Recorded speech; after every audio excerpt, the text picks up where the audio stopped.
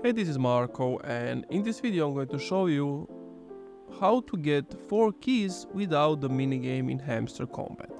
But before I show you how to do that, subscribe to the channel, it helps me out a lot. So basically you want to load up the app, and to get more keys, you basically have to play the games.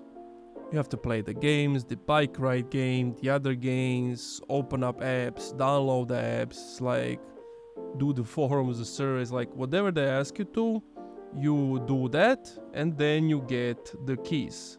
As you can see, you have to like tap on the game and then of course open it, click on yes. So that's the way to get those keys without the mini games. It's going to take you, I don't know, not long time. It shouldn't take you more than like, I guess 30 minutes or even less, but that's pretty much it. Thank you for watching this video. If you enjoyed, leave a like, comment, subscribe.